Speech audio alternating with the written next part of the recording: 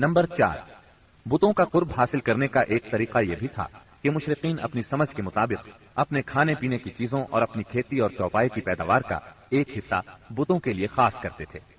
इस सिलसिले में उनका दिलचस्प रवाज ये था कि वो अल्लाह के लिए भी अपनी खेती और जानवरों की पैदावार का एक हिस्सा खास करते थे।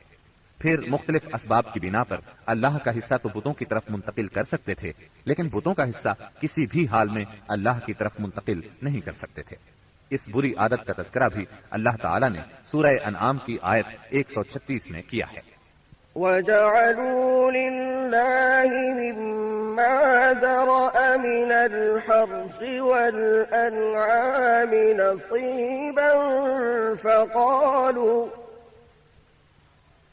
فقالوا هذا لله بزعمهم وهذا لشركائنا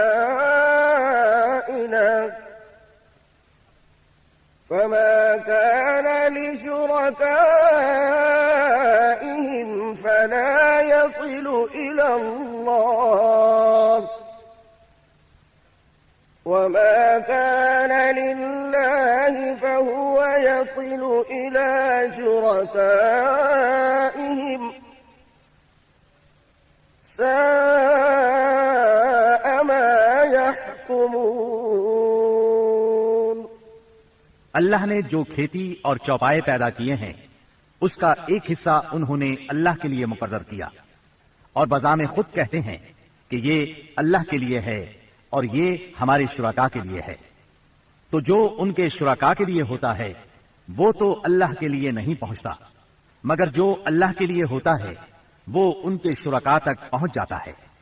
کتنا برا ہے وہ فیصلہ جو یہ لوگ کرتے ہیں۔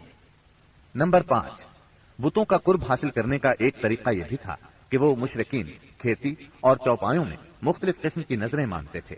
اللہ تعالیٰ سورہ انعام کی آیت 138 میں فرماتے ہیں، وَقَالُوا هَٰذِهِ أَنْعَامٌ وَحَرْثٌ حِجْرٌ لَّا يَطْعَمُهَا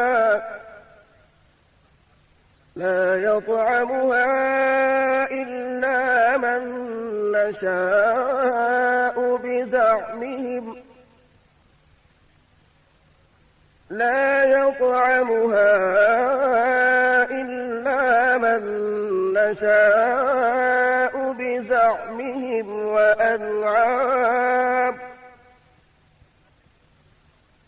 وأنعام حرمت ظهورها وأنعام لا يذكرون اسم الله عليها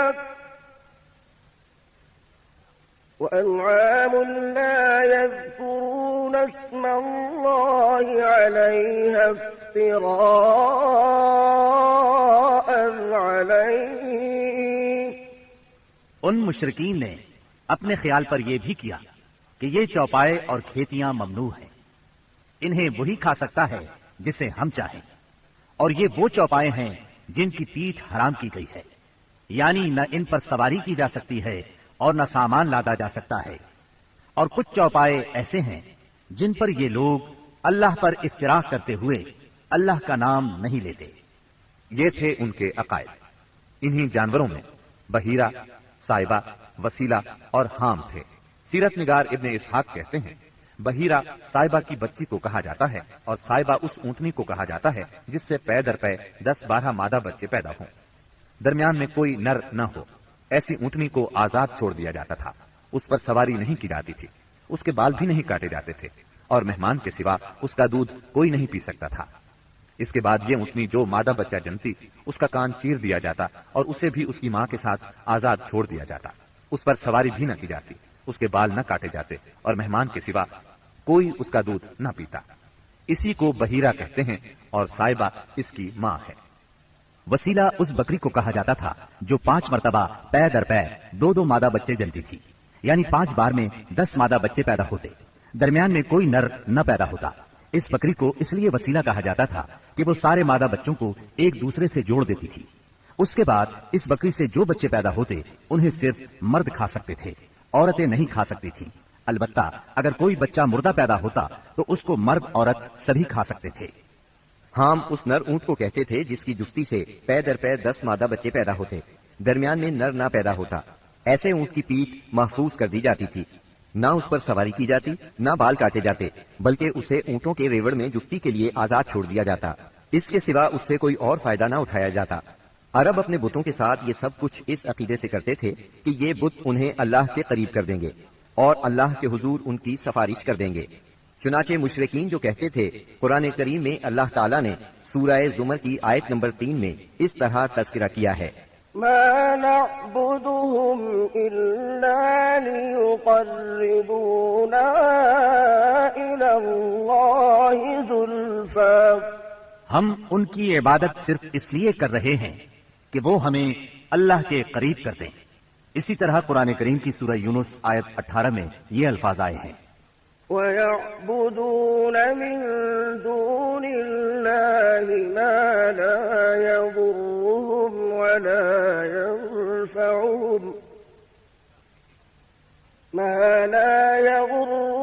وَلَا يَنفَعُهُمْ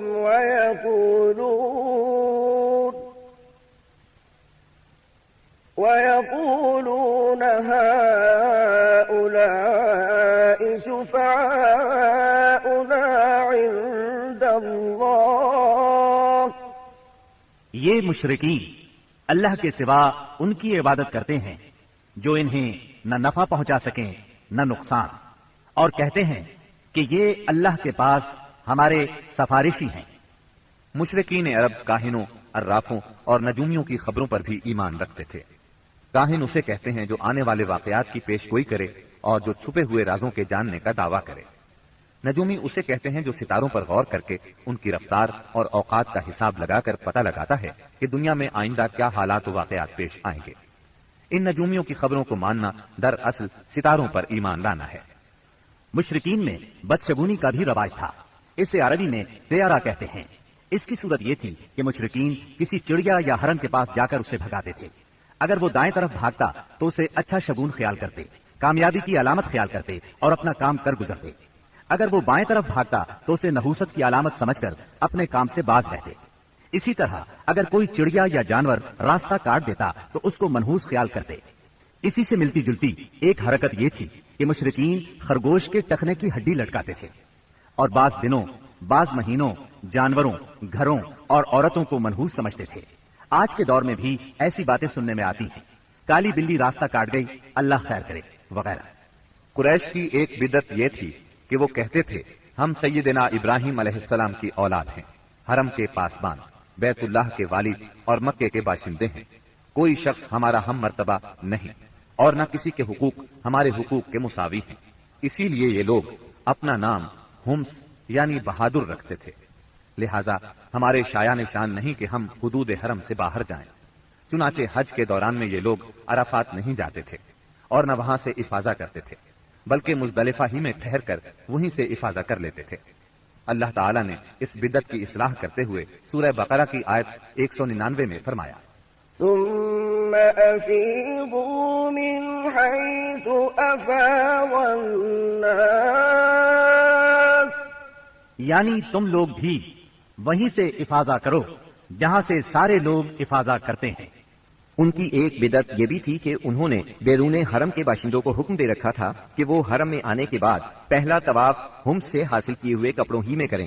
چنانچہ ان کا کپڑا اگر دستیاب نہ ہوتا تو مرد ننگے طواف کرتے اور عورتیں اپنے سارے کپڑے اتار کر صرف ایک چھوٹا سا کھلا کرتا پہن لیتی اور اسی میں طواف کرتی اور دوران طواف یہ شعر پڑھتی، اليوم يبدو بعضه أو كله وما بدأ منه فلا أحله، آج کچھ یا ساری شرمگاہ کھل جائے گی، لیکن جو کھل جائے میں اسے دیکھنا حلال قرار نہیں دے گی۔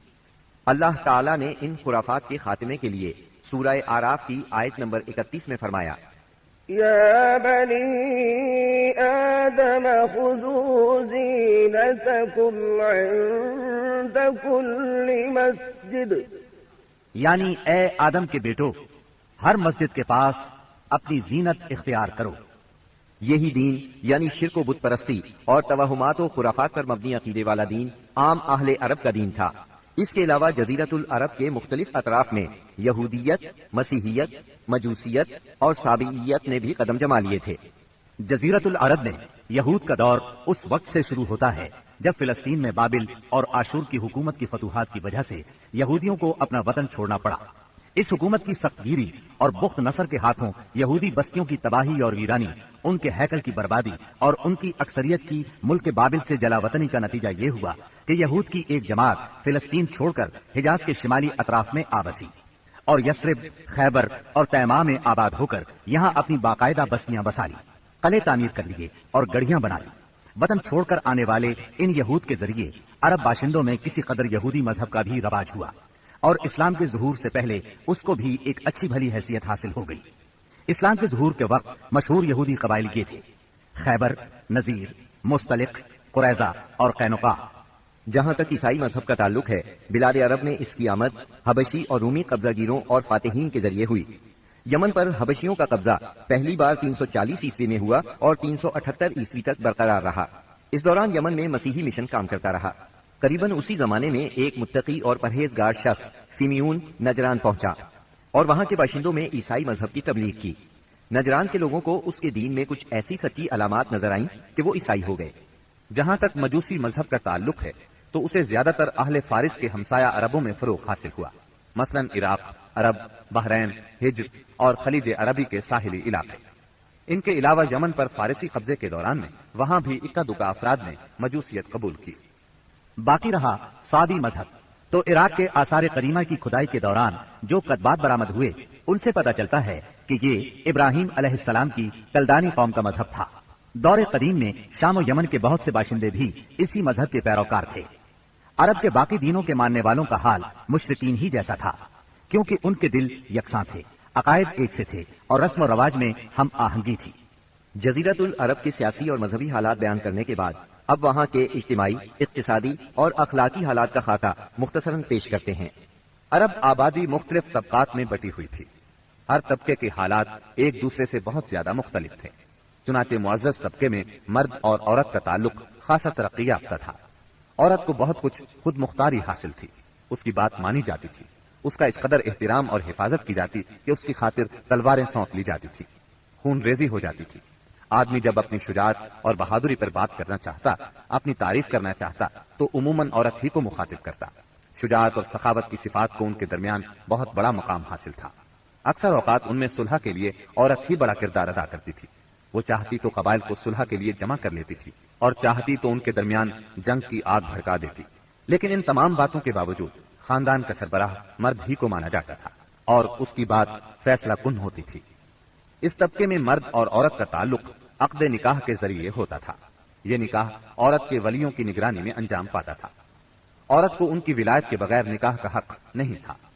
ایک طرف طبقہ اشراف یعنی معزز لوگوں کا یہ حال تھا تو دوسری طرف دوسرے طبقات میں مرد عورت کے اختلاط کی اور بھی کئی صورتیں تھیں، جنہیں بدکاری، بے حیائی، فحاشی اور زناکاری کے سوا کوئی اور نام نہیں دیا جا سکتا۔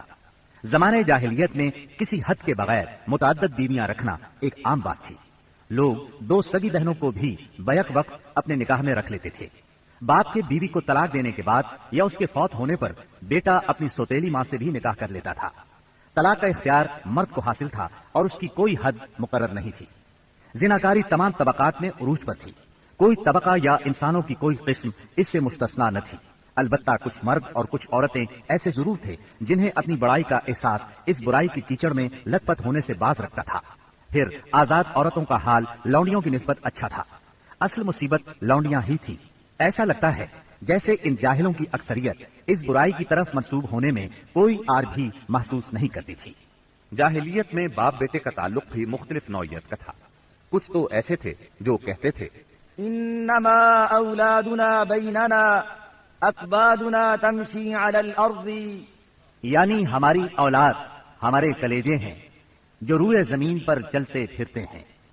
جبکہ دوسری طرف کچھ لوگ ایسے بھی تھے جو لڑکیوں کو رسوائی اور خرچ کے خوف سے زندہ دفن کر دیتے تھے اور بچوں کو فقر و فاقے کے ڈر سے مار ڈالتے تھے۔ تاہم یہ کہنا مشکل ہے کہ یہ سنگ دلی بڑے پیمانے پر رائج تھی، کیونکہ عرب اپنے دشمنوں سے اپنی حفاظت کے لیے دوسروں کی بنسبت کہیں زیادہ اپنی اولاد کو بہتر سمجھتے تھے اور اس بات کا احساس بھی رکھتے تھے۔ مطلب یہ کہ مجموعی طور پر ان کی حالت بہت کمزور تھی۔ عقل سے آری تھی اور ذلت میں گھری ہوئی تھی۔ جہالت نے ان کو اپنے گھیرے میں لیا ہوا تھا۔ خرافات کا دور دورہ تھا، لوگ جانوروں جیسی زندگی گزار رہے تھے۔ عورت بیچی اور خریدی جاتی تھی، بعض اوقات اس سے مٹی اور پتھر جیسا سلوک کیا جاتا تھا۔ قوم کے باہمی تعلقات کمزور بلکہ ٹوٹے ہوئے تھے۔ رہ گئیں حکومتیں تو ان کو صرف اپنا خزانہ بھرنے سے غرض تھی یا مخالفوں پر فوج کشی کرنے کی فکر۔ اقتصادی حالت بھی خراب تھی، صرف تجارت ان کے نزدیک ضروریات زندگی حاصل کرنے کا سب سے اہم ذریعہ تھی، اور تجارت کے لیے امن و سلامتی کی فضا کا ہونا ضروری ہے، ورنہ تجارتی آمد و رفت نہیں ہو سکتی۔ جبکہ ان کا حال یہ تھا کہ سوائے حرمت والے مہینوں کے امن اور سلامتی کا کہیں وجود نہ تھا۔ یہی وجہ ہے کہ صرف حرمت والے مہینوں میں عرب کے مشہور بازار اوکاز، ذی المجاز اور مجنہ لگتے تھے۔ جہاں تک صنعتوں کا معاملہ ہے تو عرب اس میدان میں ساری دنیا سے پیچھے تھے۔ کپڑے کی بنائی اور چمڑے کی دباغت وغیرہ کی شکل میں جو چند صنعتیں پائی بھی جاتی تھیں وہ زیادہ تر یمن، ہیرا اور شام سے ملے ہوئے علاقوں میں تھی۔ البتہ اندرون عرب گلہ بانی اور کھیتی باڑی کا کسی قدر رواج تھا۔ ساری عرب عورتیں سوت کاٹتی تھیں، لیکن مشکل یہ تھی کہ سارا مال و متاع ہمیشہ لڑائیوں کی زد میں رہتا تھا۔ غربت عام تھی، لوگ ضروری لباس تک سے محروم تھے۔ یہ بات تو مشہور ہے کہ اہل جاہلیت میں کمینی اور رذیل عادات پائی جاتی تھی، عقل کے خلاف باتوں کی بھرمار تھی، تاہم ان میں کچھ پسندیدہ اخلاق بھی تھے۔ ان اخلاق کو دیکھ کر انسان دنگ رہ جاتا تھا۔ نمبر 1، کرم و سخاوت۔ یہ اہل جاہلیت کی خوبی تھی جس میں وہ ایک دوسرے سے آگے نکل جانے کی کوشش کرتے تھے، اور اس پر فخر کرنے کا عالم یہ تھا کہ عرب کے آدھے اشعار اسی کی نظر ہو جاتے تھے۔ اس وصف کی بنیاد پر کوئی اپنی تعریف کرتا تھا تو کوئی دوسروں کی۔ حالت یہ تھی کہ سخت سردی اور بھوک کی حالت میں بھی کوئی مہمان آ جاتا اور میزبان کے پاس اپنی سواری والی اونٹنی کے سوا کچھ نہ ہوتا، اور کنبے کی ضرورت پوری کرنے کا ذریعہ بھی صرف وہی سواری ہوتی تو اپنے مہمان کے لیے ذبح کر دیتا۔ یہ ان کے کرم ہی کا نتیجہ تھا کہ بڑی بڑی دیت اور مالی ذمہ داریاں اٹھا لیتے تھے، اور اس طرح انسانوں کو بربادی اور خون ریزی سے بچا کر دوسرے رئیسوں اور سرداروں کے مقابل فخر کرتے تھے۔ وہ جوا کھیلتے تھے۔ ان کا خیال تھا یہ بھی سخاوت کی ایک راہ ہے، کیونکہ انہیں جو نفع حاصل ہوتا یا نفع حاصل کرنے والوں کے حصے سے جو کچھ زائد بچ رہتا اس کو وہ مسکینوں کو دے دیتے تھے۔ اسی لیے قرآن پاک نے شراب اور جوئے کے نفع کا سرے سے انکار نہیں کیا، بلکہ سورہ بقرہ کی آیت 219 میں فرمایا، وَإِثْمُهُمَا أَكْبَرُ مِن نَّفْعِهِمَا، یعنی ان دونوں کا گناہ ان کے نفع سے بڑھ کر ہے۔ نمبر 2، ایفائے عہد یعنی وعدے کا پورا کرنا۔ دور جاہلیت کے اخلاق فاضلہ میں سے ہے۔ عہد کو ان کے نزدیک دین کی حیثیت حاصل تھی، جس سے وہ ہر حال میں چمٹے رہتے تھے، اور اس راستے میں اپنی اولاد کا خون اور اپنے گھر بار کی تباہی بھی ہیج سمجھتے تھے۔ نمبر 3، خودداری اور عزت نفس۔ اس پر قائم رہنا اور ظلم و جبر برداشت نہ کرنا بھی جاہلیت کے معروف اخلاق میں سے تھا۔ اس کا نتیجہ یہ تھا کہ ان کی شجاعت اور غیرت حد سے بڑھی ہوئی تھی۔ وہ فوراً بھڑک اٹھتے تھے اور چھوٹی سے چھوٹی توہین آمیز بات پر تلوار اور نیزہ اٹھا لیتے تھے، اور نہایت خون ریز جنگ چھڑ جاتی اور انہیں اس راہ میں اپنی جان کی قطعاً پرواہ نہ رہتی تھی۔ نمبر 4، عزائم کی تکمیل۔ اہل جاہلیت میں ایک خاص بات یہ بھی تھی کہ جب وہ کسی کام کو فخر اور ناز کا ذریعہ سمجھ کر انجام دینے پر تل جاتے تو پھر کوئی رکاوٹ انہیں روک نہیں سکتی تھی۔ وہ اپنی جان پر کھیل کر اس کام کو انجام دے ڈالتے تھے۔ نمبر 5، حلم، بردباری اور سنجیدگی۔ یہ خوبی بھی ان کے نزدیک قابل تعریف تھی، لیکن چونکہ ان میں شجاعت حد سے بڑھ کر تھی، ہر وقت جنگ و جدل پر آمادہ رہتے تھے، اس لیے یہ عادت بہت کم پائی جاتی تھی۔ نمبر 6، بدوی سادگی، یعنی رہن سہن کی الجھنوں اور داو پیچ سے ناواقف تھے۔ اس کا نتیجہ یہ تھا کہ ان میں سچائی اور امانت پائی جاتی تھی۔ دھوکہ دہی، بد عہدی سے دور تھے اور نفرت کرتے تھے۔ ہم سمجھتے ہیں کہ جزیرت العرب کو ساری دنیا سے جو جغرافیائی نسبت حاصل تھی، اس کے علاوہ یہی وہ قیمتی اخلاق تھے جن کی وجہ سے اہل عرب کو بنی نوع انسان کی قیادت اور رسالت عامہ کا بوجھ اٹھانے کے لیے منتخب کیا گیا تھا، کیونکہ یہ اخلاق اگرچہ بعض اوقات شر اور فساد کا سبب بن جاتے تھے اور ان کی وجہ سے المناک حادثات بھی پیش آ جاتے تھے، لیکن اپنی نوعیت کے بڑے قیمتی اخلاق تھے۔ یہ تھوڑی سی اصلاح کے بعد انسانی معاشرے کے لیے نہایت مفید بن سکتے تھے، اور یہی کام اسلام نے انجام دیا۔ غالباً ان کے اخلاق میں بھی ایفائے عہد کے بعد عزت نفس اور عزم کی پختگی سب سے زیادہ قیمتی اور نفع بخش جوہر تھا، کیونکہ اس زبردست قوت اور پختہ ارادے کے بغیر شر و فساد کا خاتمہ اور نظام عدل کا قیام ممکن نہیں۔ اہل جاہلیت کے کچھ اور بھی اچھے اخلاق تھے، لیکن ان سب کو بیان کیا جائے تو بات بہت طویل ہو جائے گی، لہٰذا انہی پر اکتفا کرتے ہوئے ہم آگے چلتے ہیں۔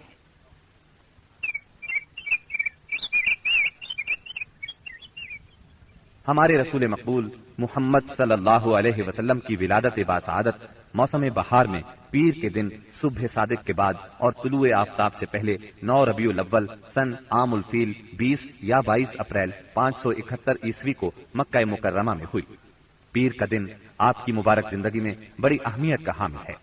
سیدنا ابن عباس رضی اللہ عنہ فرماتے ہیں کہ آپ پیر کو پیدا ہوئے، پیر کے دن آپ کو نبوت سے سرفراز فرمایا گیا، پیر کو مکے سے مدینے کی طرف ہجرت کے لیے نکلے، پیر کو آپ مدینہ منورہ تشریف لائے اور آپ نے پیر ہی کے دن اس دار فانی کو خیر باد کہا۔ آپ کے پیدا ہوتے ہی آپ کے دادا عبد المطلب آپ کو گود میں اٹھا کر خانہ کعبہ میں لے گئے، آپ کے لیے دعا کی اور محمد نام رکھا۔ پوتے کی پیدائش کی خوشی میں 7ویں دن اپنے قبیلے کی دعوت کی۔ لوگوں نے آپ کے دادا سے پوچھا، آپ نے نومولود کا نام دوسرے لوگوں کے ناموں جیسا کیوں نہیں رکھا؟ انہوں نے جواب دیا، میں چاہتا ہوں میرے پوتے پر اس نام کا اثر پڑے اور میرا پوتا تعریف و توصیف حاصل کرے۔ آپ کی والدہ سیدہ آمنہ نے آپ کا نام احمد رکھا۔ انجیل میں بطور پیشگوئی آپ کے 2 نام آئے ہیں، فارقلیب اور منہمنا۔ قرآن مجید کی سورہ انبیاء آیت 107 میں اللہ تعالیٰ نے آپ کو رحمت للعالمین کہا ہے۔ وما أرسلناك إلا رحمة للعالمين۔ ہم نے آپ کو تمام جہانوں کے لیے رحمت بنا کر بھیجا ہے۔ آپ کا نسب نامہ اس طرح ہے: محمد بن عبداللہ بن عبد المطلب بن ہاشم بن عبد مناف بن قصی بن کلاب بن مرہ بن کعب بن لعی بن غالب بن فہر بن مالک بن نظر بن کنانہ بن خزیمہ بن مدرکہ بن الیاس بن مزر بن نزار بن معد بن عدنان۔ اس بات پر سب کا اتفاق ہے کہ عدنان سیدنا اسماعیل علیہ السلام کی نسل سے ہیں، لیکن دونوں کے درمیان میں کتنی پشتیں ہیں اور ان کے نام کیا کیا ہیں، اس میں بہت اختلاف پایا جاتا ہے۔ آپ کی والدہ کا نام سیدہ آمنہ تھا۔ سیدہ آمنہ کے والد وہب بن عبد مناف بن زہرہ بن کلاب تھے۔ یہ وہی کلاب ہیں جو والد کی طرف سے بھی نبی صلی اللہ علیہ وسلم کے نسب نامے میں آتے ہیں۔ ان کا اصل نام عروہ یا حکیم تھا، لیکن کتوں کے ذریعے بکثرت شکار کھیلا کرتے تھے، اس لیے کلاب کے نام سے مشہور ہو گئے۔ عربی میں کلاب کتوں کو کہتے ہیں۔ آپ اسماعیل علیہ السلام کی اولاد میں سے ہیں۔ اسماعیل علیہ السلام کی خاطر جب اللہ تعالیٰ نے زمزم کا کنواں جاری کیا تو قبائل جرہم اور ایاد کے خانہ بدوش عرب سیدہ ہاجرہ کی اجازت سے وہاں آ کر رہائش پذیر ہوئے۔ کعبے کے متولی اسماعیل علیہ السلام اور ان کی اولاد رہی۔ ایک عرصے کے بعد بنو جرہم اور سیدنا اسماعیل کی اولاد میں کعبے کی تولیت کے سلسلے میں جھگڑا ہوا تو کعبے کی خدمت اور تولیت اولاد اسماعیل اور بنو جرہم میں تقسیم ہو گئی، اور جب بنو خزاعہ نے لڑ کر مکے پر قبضہ کیا تو ایک مدت تک کعبے کی تولیت بھی ان کے پاس رہی، لیکن بنو اسماعیل بہرحال مکے ہی میں رہے۔ ان کے ایک فرد کلاب نے شمالی عرب میں قبیلہ خزاعہ میں شادی کی، اس سے قصی پیدا ہوئے۔ وہ جوان ہو کر اپنے قبیلے میں واپس آ گئے۔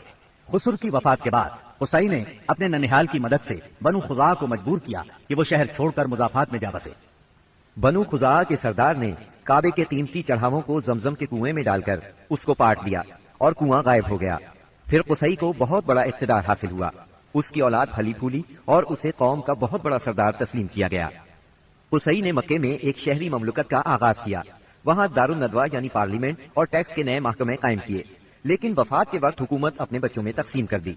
کسی کو کعبے کی رکھوالی سونپی، کسی کو چابی دی، کسی کو فوج کی قیادت تو کسی کو ٹیکس کا حساب کتاب سونپا۔ بعد کی نسلوں میں انتظامات کی مزید تقسیم در تقسیم ہوئی۔ آغاز اسلام کے وقت وہاں 10 سرداروں کی ایک مجلس کار فرما نظر آتی تھی۔ قصی کے 4 بیٹے تھے، ان میں عبد مناف بڑے نامور اور صاحب عزت ہوئے۔ عبد مناف کے بھی 4 بیٹے تھے، ان میں ہاشم شہرت میں سبقت لے گئے۔ ہاشم آپ کے پردادا تھے، بہت دولت مند ہونے کے ساتھ ساتھ سخاوت، مروت اور احسان میں بھی بے مثال تھے۔